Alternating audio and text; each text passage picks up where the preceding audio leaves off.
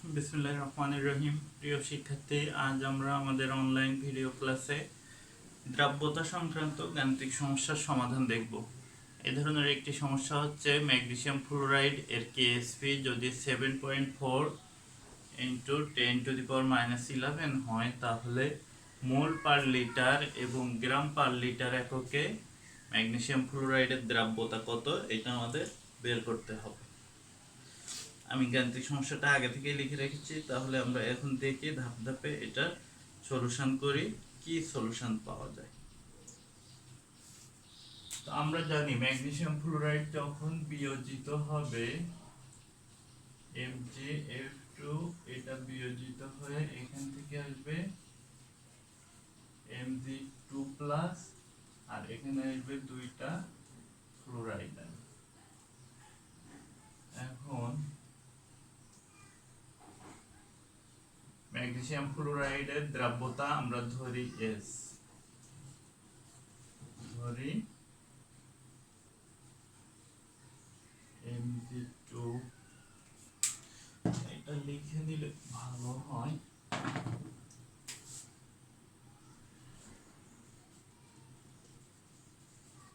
দ্রাব্যতা S হলে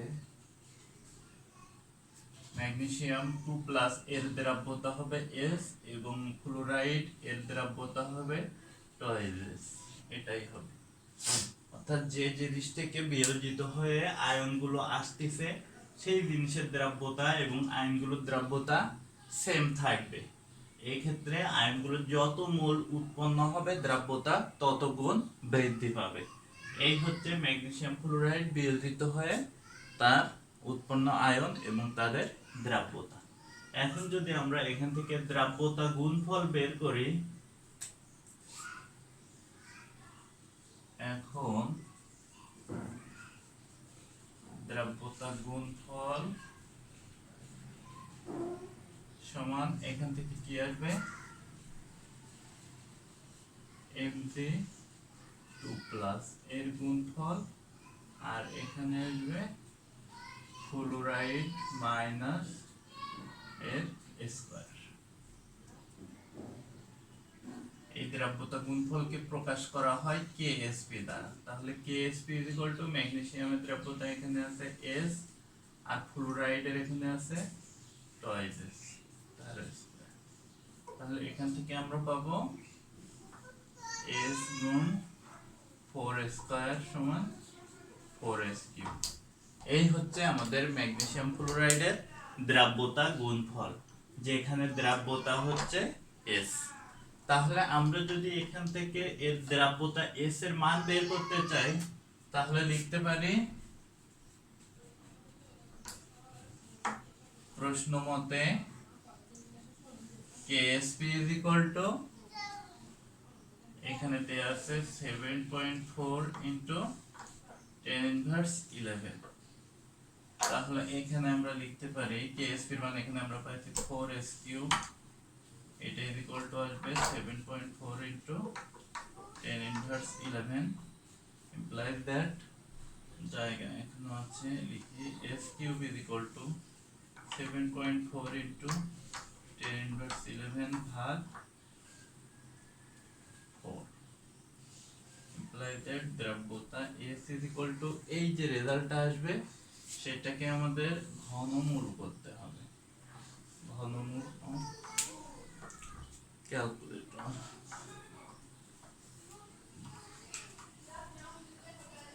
এখানে 7.4 exponent minus 11 ভাগ 4, এখানে আসছে আমার 0.85 10⁻11, 1.85 10⁻11। এই যে রেজাল্টটা আমরা পেলাম, এটাকে যদি ঘনমূল করি তাহলে শিফট ঘনমূল ক্যান্সেল, আমরা দ্রাব্যতা পাবো 2.64 10⁻4। এটাই হচ্ছে এক্ষেত্রে দ্রাব্যতা মোল পার লিটার। অর্থাৎ S = 2.64 ইন্টু 10⁻4 এত মোল পার লিটার। অর্থাৎ মোল পার লিটার এককে আমাদের যে দ্রাব্যতা সেটা কিন্তু আমরা এখান থেকে পেয়ে গেলাম। দেখা যাচ্ছে আশা করি, একটু নামে দেই। হ্যাঁ, এই হচ্ছে গাণিতিক সমস্যার একটা অংশের উত্তর। এখন আমরা যদি এখান থেকে গ্রাম পার লিটার এককে এর দ্রাব্যতা বের করতে চাই ম্যাগনেসিয়াম ফ্লোরাইডের, সেক্ষেত্রে কত হবে? আমরা জানি ম্যাগনেসিয়াম ফ্লোরাইডের আণবিক ভর বের করতে হবে। সেই আণবিক ভর দ্বারা যদি গুণ দিয়ে দেই মোল পার লিটারকে, তাহলে গ্রাম পার লিটার এককে দ্রাব্যতা পেয়ে যাব। আবার গ্রাম পার লিটার এককে দ্রাব্যতা S is equal to 2.64 into 10 inverse 4 into m of magnesium fluoride। তাহলে এখানে 2.64 into 10 inverse 4 into ম্যাগনেসিয়াম ফ্লোরাইডের আণবিক ভর কত? ম্যাগনেসিয়ামের আমরা জানি 23.24 সম্ভবত। এটা এর সাথে আমরা গুণ দেব ফ্লোরিনের হচ্ছে 19 দুগুণ 38। আমি একটু দেখে কনফার্ম হয়ে বলি। ফ্লোরিনের হচ্ছে 19 এবং ম্যাগনেসিয়ামের হচ্ছে 24। ম্যাগনেসিয়ামের 24, এটা ভুল হয়েছে আমার। তাহলে আমরা এখান থেকে যদি ম্যাগনেসিয়াম ফ্লোরাইডের আণবিক ভর বের করি, এটার জন্য আসলে 24 যোগ এখান থেকে 2 into 90, তাহলে 24 যোগ 38 সমান 8 2 হাতে 1 3 হাতে 5 6 62, অর্থাৎ এর আণবিক ভর আসবে 62। তাহলে 62 দ্বারা এই অ্যানসারকে গুণ দিলে আমরা গ্রাম পার লিটার এককে ম্যাগনেসিয়াম ফ্লোরাইডের দ্রব্যতা পেয়ে যাব। 1.639 10 ইনভার্স 2 এই টাইপের, বা এখানে দেয়া আছে 1.6439 এই জায়গায় 4 করে দিতে, 1.64 into 10 ইনভার্স 2 গ্রাম পার লিটার। এই হচ্ছে আমাদের এখানকার গাণিতিক সমস্যাটার সমাধান। আশা করি তোমরা বুঝতে পারছো।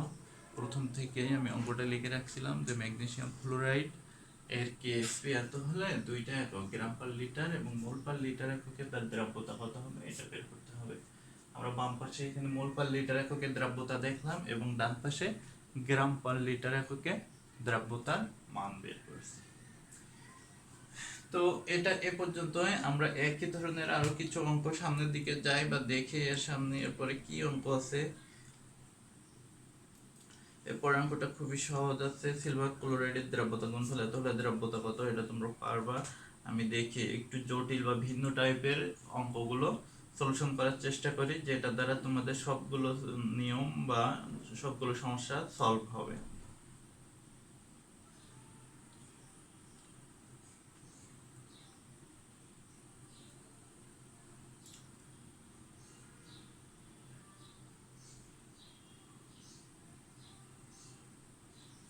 হ্যাঁ, এখানে একটা অঙ্ক আছে, আমরা এটা সলিউশন করব এখন।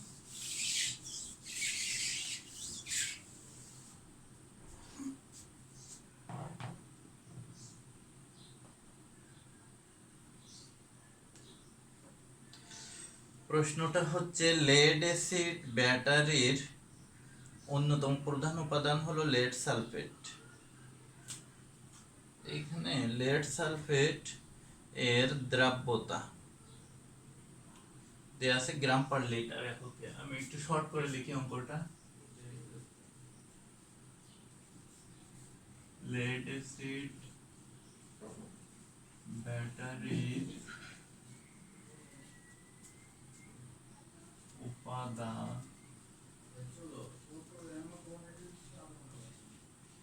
লেড সালফেট এর দ্রাব্যতা 0.0425 গ্রাম পার লিটার। 0.0425 গ্রাম পার লিটার হলে এখানে বলা হচ্ছে দ্রাব্যতা গুণফল কত। হলে আমি সংক্ষেপে লিখলাম দ্রব্যতা গুণফলকে কেএসপি দ্বারা, এবং সেইটা সমান কত এটা আমাদের বের করতে হবে। এই হচ্ছে অঙ্কটা। একটু বড় দেয়া আছে, আমি মোটামুটি ভাষাটা ঠিকঠাক করে ছোট করে লিখছি। এখানে লেডের পারমাণবিক ভর যেটা দেয়া আছে, এটা দেয়া আছে পিবি ইজ ইকুয়াল টু দেয়া আছে 207। এটা দেয়া থাকতে পারে প্রশ্নে, বা না দেয়া থাকলে তোমার জানা থাকতে হবে। এভাবে আমরা এটা সলিউশন করতে পারবো। তাহলে দেখো, একটু আগে আমরা যে অঙ্কটা দেখলাম, আমি মুছে ফেলছি। এই অঙ্কটাতে ছিল আমাদের দ্রাব্যতা গুণফল দেয়া, সেখান থেকে আমরা দ্রাব্যতা বের করছিলাম। আর এই অঙ্কটা এখন যেটা আমরা সলিউশন করব, এটাতে তার বিপরীত কাজ। এখানে দেয়া আছে দ্রাব্যতা, আমাদের দ্রাব্যতা গুণফল বের করতে হবে। অর্থাৎ আগে যেভাবে সলিউশন করছি তার বিপরীত দিকে যেতে হবে, বা বিপরীত কাজ করতে হবে।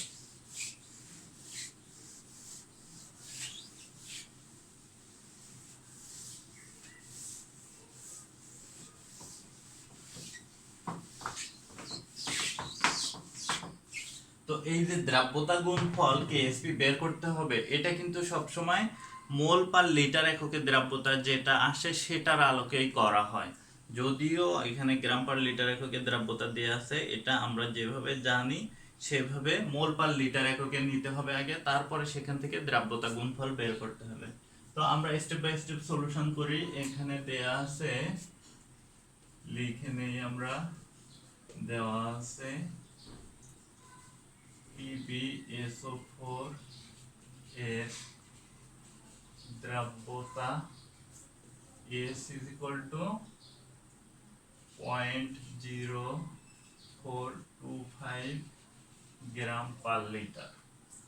এই হচ্ছে দ্রাব্যতা দেয়া আছে। তো এই এককটা চেঞ্জ করে আমরা যদি মোল পার লিটারে নিয়ে যেতে চাই, একটু আগে আমরা দেখছিলাম যে মোল পার লিটার থেকে গ্রাম পার লিটারে যাওয়ার জন্য আণবিক ভর দ্বারা গুণ দিয়েছিলাম।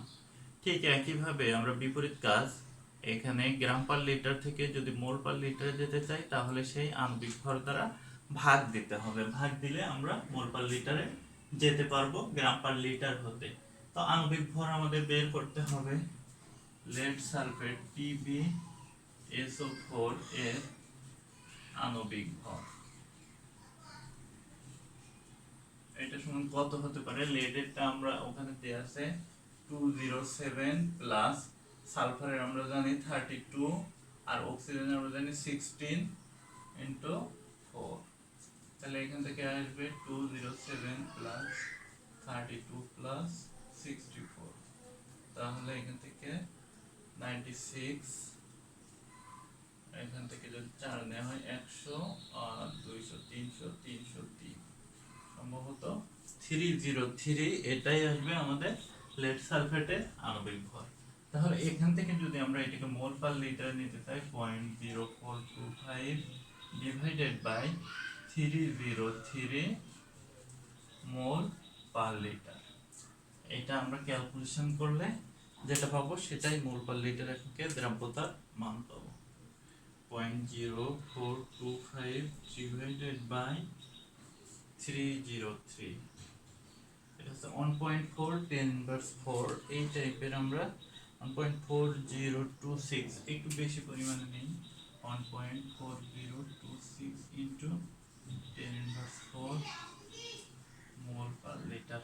এই হচ্ছে আমাদের লেড সালফেটের দ্রাব্যতা। তাহলে দ্রাব্যতা গুণফল কি হবে আমরা যদি বের করতে চাই, আমরা দেখি তাহলে লেড সালফেট কিভাবে বিয়োজিত হয়। এই লেড সালফেট দ্রবণে বিয়োজিত হয় Pb2 plus plus SO4 2 minus. এটা ধরি এই লেড সালফেটের দ্রাব্যতা যদি S হয়, আগে থেকে আমরা ধরে নিছি S, তাহলে এটা S হলে এটাও হবে S, সালফেট আয়নের দ্রাব্যতাও হবে S, দুইটাই 1 মোল আছে, এটাই হবে। তাহলে এখান থেকে আমরা লিখতে পারি, অতএব দ্রাব্যতা গুণফল KSP is equal to, এখান থেকে আসবে S into S equal to S square। তাহলে আমরা এখানে S এর মান হচ্ছে এটা 1.4026 into 10 inverse 4, এটাকে স্কয়ার করে দিলে আমরা দ্রাব্যতা গুণফল পেয়ে যাব। এখানে যেটা অ্যানসার আছে সেটাকে স্কয়ার করে দিলে 1.967 10 ইনভার্স 8 এই টাইপের আসতেছে। হ্যাঁ 1.967 1.967 10 ইনভার্স 8 এই হচ্ছে লেড সালফেটের দ্রাব্যতা গুণফল ওই মোটর গাড়ির কার বা ব্যাটারির উপাদানের। তো আমরা একই ধরনের আরো আরেকটা গাণিতিক সমস্যার সমাধান দেখলাম। এরপরে আমরা দেখি আর কি ধরনের এই ধরনের সমস্যা আছে।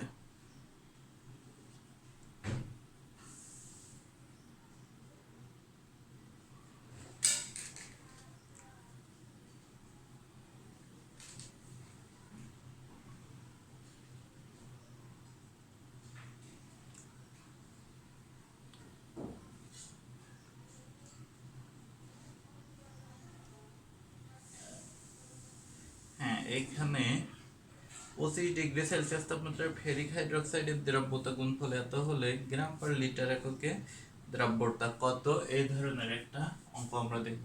এটা তোমরা আশা করি দেখতে পাচ্ছ, উপরে অঙ্কটা দেখা যাচ্ছে। আমি এখনই মুছে ফেলবো, এই জন্য আরেকবার দিয়ে দিলাম ভিডিওটা ক্লিয়ার করে।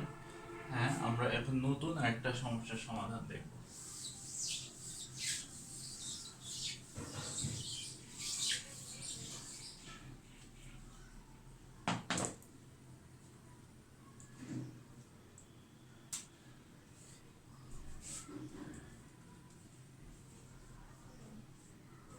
ফেরিক হাইড্রোক্সাইড এর দ্রব্যতা গুণফল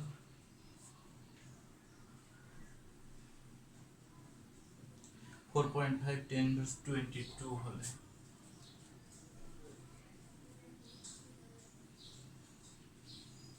হলে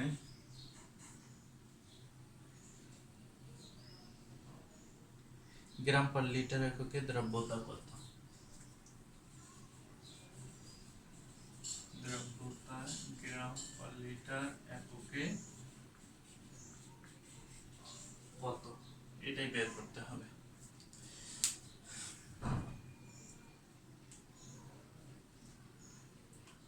এটা মিলবে না, আমরা এটা মুছে ফেলি।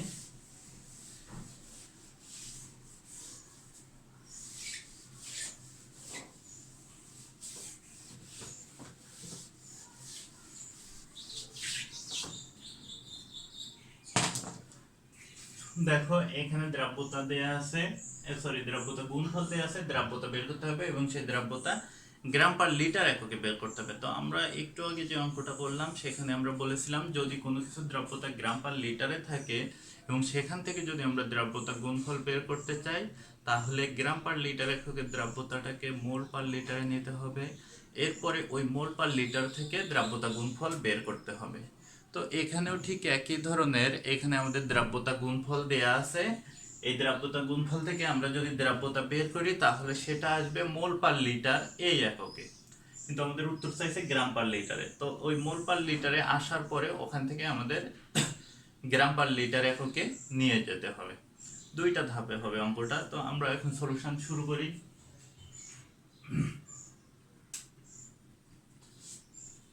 ফেরিক হাইড্রোক্সাইড এ যখন বিয়োজিত হবে তখন এখান থেকে Fe3+ 3 হাইড্রোক্সিল মাইনাস এই জিনিসটা চলে আসবে। এখান থেকে আমরা এটার দ্রব্যতা ফেরিক হাইড্রোক্সাইডের দ্রব্যতা যদি S হয় তাহলে Fe3+ এর দ্রব্যতা S হবে এবং হাইড্রোক্সিল আয়নের দ্রব্যতা হবে 3S। যেহেতু 1 মোল ফেরিক হাইড্রোক্সাইড হতে 3 মোল হাইড্রোক্সাইড আয়ন উৎপন্ন হয়, এই জন্য তার দ্রব্যতা 3 গুণ হবে। এখন যদি এখান থেকে আমরা এদের দ্রব্যতা গুণফল বা KSP বের করি, অতএব KSP আসবে S * 3S তার পাওয়ার আসবে কিউব, অর্থাৎ এখানে হাইড্রোক্সিল আয়নের দ্রব্যতা 3S, এই 3S এর পাওয়ার আসবে তার মোল সংখ্যা যেটা আছে সেটা, এটা পাওয়ারে উন্নীত হবে। আমরা দেখেছি এর আগে আয়নিক গুণফল, অর্থাৎ আমি যদি এটা আরেক লাইন এর পাশে ব্যাখ্যা স্বরূপ লিখে রাখি Fe3+ এইটার দ্রব্যতা বা এই ঘনমাত্রা ইনটু এর সাথে থাকবে হাইড্রোক্সিল আয়নের যে ঘনমাত্রা বা দ্রব্যতা তার পাওয়ার 3। তো এখানে সেই Fe3+ এর জায়গায় আমরা দ্রব্যতা এবং হাইড্রক্সিল আয়নের জায়গায় আমরা 3s নিলাম, নিয়ে এখান থেকে ক্যালকুলেশন করব। তো এখান থেকে s into 27s cube equal to আমরা লিখতে পারি 27s টু দি পাওয়ার 4। এই হচ্ছে কেএসপি। তো প্রশ্ন মতে আমাদের প্রশ্নে একটা কেএসপি এর মান দেয়া আছে। প্রশ্ন মতে 27s4 equal to 4.5 into 10 to the power minus 22। তাহলে আমরা এখান থেকে লিখতে পারি s4 is equal to 4.5 into 10 inverse 22 divided by 27। পরের লাইনে আমরা s ইজ ইকুয়াল টু লিখতে পারি রুট এর ভিতরে 4 যাবে আর এটা ক্যালকুলেশন করে যেটা আসবে সেটা আমরা বসাবো। 4.5 exponent minus 22 divided by 27। এখান থেকে আমরা যেটা পাচ্ছি 1.6667 into 10 to the power minus 23, অর্থাৎ 1.666, অর্থাৎ এভাবে চলতে আছে, এই জন্য লাস্টে 7 দিয়ে এখানে -23 এটা করে দেওয়া হলো। তাহলে এইটাকে যদি আমরা রুটের ভিতর 4 দিয়ে এই কাজটা করি কি আসবে, এটা হচ্ছে এখানে আমরা 4 শিফট অ্যানসার এটা দিলাম 2.0205 10 ইনভার্স 6 এই টাইপের আসছে মোল পার লিটারে দ্রব্যতা 2.0205 ইনটু 10 ইনভার্স 6। এই হচ্ছে ফেরিক হাইড্রোক্সাইডের দ্রব্যতা মোল পার লিটার এই এককে। এখন যদি আমরা এটাকে গ্রাম পার লিটার এককে নিতে চাই তাহলে কি করতে হবে, আমরা এর আগেও এই কাজ করছি। মোল পার লিটার থেকে গ্রাম পার লিটারে যাওয়ার জন্য আণবিক ভর দ্বারা গুণ দিতে হয়, আর গ্রাম পার লিটার থেকে মোল পার লিটারে আসতে আণবিক ভর দ্বারা ভাগ দিতে হয়। তো এখানে আমরা ফেরিক হাইড্রোক্সাইডের আণবিক ভর বের করি। FeOH3 এর আণবিক ভর এটা কত আসবে, আয়রনের 55.85 বা 56। এখানে আসলে নির্দিষ্টভাবে কিছু দেয়া নেই, এই জন্য আমরা একটা ধরে নেই, এর জন্য হয়তো সামান্য চেঞ্জ হতে পারে, 56ই ধরে নেই। প্লাস এখান থেকে হাইড্রক্সিল অক্সিজেনের জন্য 16 আর হাইড্রোজেনের জন্য 1, এই হচ্ছে 17, এদের সাথে 3 গুণ হবে, তাহলে 56 যোগ 16 1 17 3 17 51 6 1 7 75 10 107। এই হচ্ছে ফেরিক হাইড্রোক্সাইডের আণবিক ভর। তাহলে এইটা হচ্ছে আমরা এখানে যেটা পেলাম এটা হচ্ছে মোল পার লিটার এককে। আমরা এখানে অতএব না দিয়ে ইমপ্লাইজ দ্যাট দিয়ে যেতে থাকি, implies that s is equal two, তাহলে ওই জিনিসটার সাথে আমরা যদি 107 গুণ দেই গ্রাম পার লিটার এককে দ্রব্যতা পাবো 107 2.1619 10 ইনভার্স 4 এই টাইপের 159 10 ইনভার্স 4 16, সমস্যা না, 159 আর 16 থেকে 2.16 ইনটু 10 ইনভার্স 4 গ্রাম পার লিটার। ও সরি, আমি সরাসরি উত্তর লিখে দিলাম এখানে, এটা আমরা 2.0205 ইনটু 10 ইনভার্স 6 ইনটু 107 গ্রাম পার লিটার, এটা হবে। এখান থেকে আমরা ক্যালকুলেশন করলে যেটা পাবো সেটাই হচ্ছে आंसर 2.16 10 ইনভার্স 4 2.16 10 ইনভার্স 4 গ্রাম পার লিটার। এই হচ্ছে আমাদের এই গাণিতিক সমস্যাটার সলিউশন।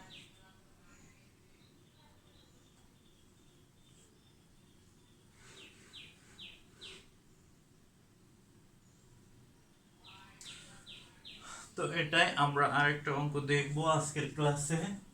এখানে এটা আমি মুছে ফেললাম, আশা করি তোমরা দেখতে পেয়েছো। এখন যেটা দেখব সেটা হচ্ছে 500 মিলিলিটার পানিতে 0.00094 গ্রাম সিলভার ক্লোরাইড দ্রবীভূত করে সম্পৃক্ত দ্রবণ তৈরি করা হলো। সিলভার ক্লোরাইডের দ্রাব্যতা গুণফল কত এটা বের করতে হবে। তাহলে এখান থেকে আমরা আগে বের করব দ্রাব্যতা, তারপরে দ্রাব্যতার গুণফল।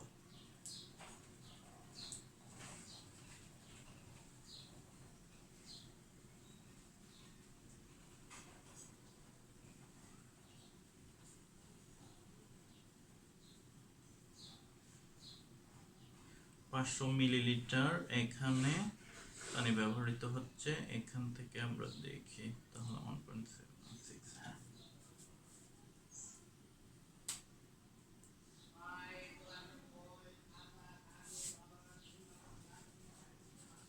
500 মিলিলিটার পানিতে 0.00094 গ্রাম 0.00094 গ্রাম সিলভার ক্লোরাইড দ্রবীভূত করে সম্পৃক্ত দ্রবণ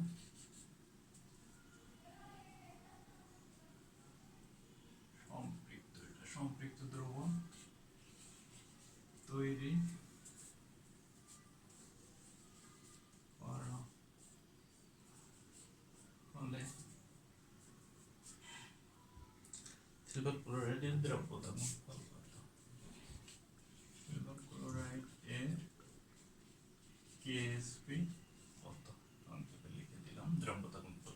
এই হচ্ছে আমাদের অঙ্কটা।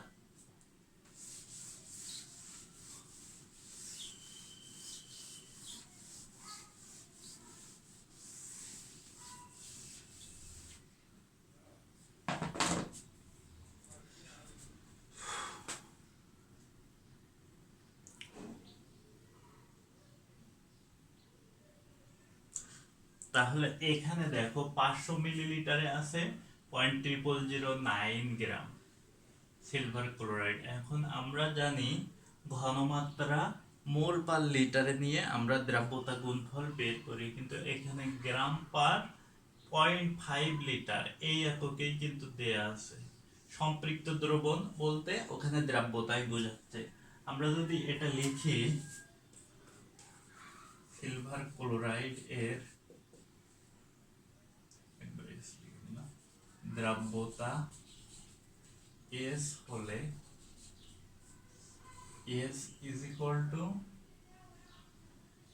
0.000 উঠে গেল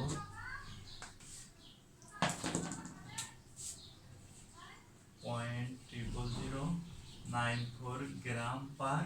আমরা এখানে যেটা লিটার দিতাম, দেখো এখানে সেটা কিন্তু লিটার না, এটা কতটাতে আছে 500 মিলিলিটারে। তাহলে লিটারে নিয়ে আসার জন্য কি করতে হবে? 0.00094 গ্রাম পার 0.5 লিটার। তাহলে এটাকে যদি আমরা লিটারে নিয়ে আসতে চাই তাহলে উপরে 2 গুণ হবে, অর্থাৎ 500 মিলিলিটারে যা থাকবে 1000 মিলিলিটার বা 1 লিটারে তার দ্বিগুণ পরিমাণ থাকবে। অর্থাৎ এখান থেকে আমরা যেটা পাবো এটাকে 2 দ্বারা গুণ দিতে হবে।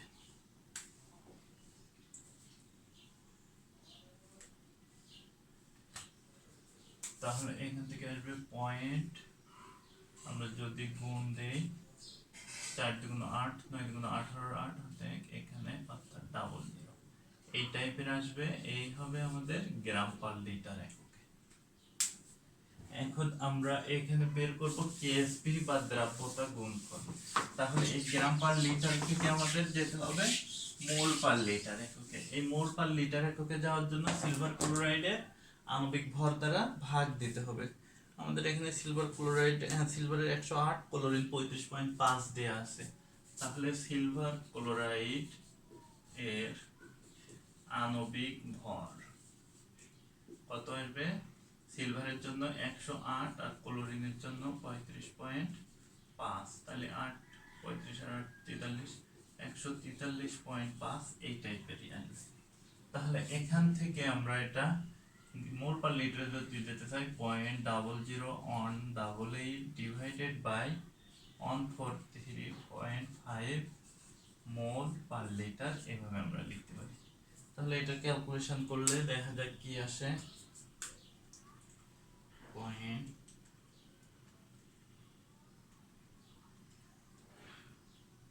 এরকম ভাগ দিতে হবে 143.1.31 10 ইনভার্স 5 এই টাইপের 1.31 10 ইনভার্স 5 মোল পার লিটার। এখন দেখো সিলভার ক্লোরাইডের কেএসপি বের করতে গেলে আমাদের এখানে দেখতে হবে সিলভার ক্লোরাইড সে যখন বিয়োজিত হচ্ছে তখন সে সিলভার আয়ন এবং ক্লোরাইড আয়ন দেবে। তাহলে সিলভার ক্লোরাইডের দ্রব্যতা S হলে সিলভার আয়নের দ্রব্যতাও হবে S, ক্লোরাইড আয়নের দ্রব্যতাও হবে S। তাহলে এখান থেকে কেএসপি কত আসবে? S ইনটু S, অর্থাৎ S স্কয়ার। তাহলে আমরা লিখতে পারি সিলভার ক্লোরাইডের KSP is equal to S square. তাহলে 1.31 ইনটু 10 ইনভার্স 5 এই জিনিসটা স্কয়ার। স্কয়ার দিলে কত আসতেছে? 1.716 10 ইনভার্স 10। হ্যাঁ, এটাই 1.716 ইনটু 10 ইনভার্স 10। এই হচ্ছে সিলভার ক্লোরাইডের দ্রব্যতা গুণফল। তো দ্রব্যতা গুণফল সংক্রান্ত আমরা বেশ কতগুলো গাণিতিক সমস্যার সমাধান দেখলাম আজকের ক্লাসে। আগামী ক্লাসে এখানে আরো বিভিন্ন সমস্যা আছে, অধক্ষেপ পড়বে কি পড়বে না, দ্রবীভূত হবে কি হবে না, বা এই জাতীয় এই ধরনের সমস্যাগুলো আয়নিক গুণফল, দ্রব্যতা গুণফলের আলোকে আমরা সামনের ক্লাসগুলোতে দেখব। আজকে এ পর্যন্ত, তোমরা সবাই ভালো থাকো। আল্লাহ হাফেজ।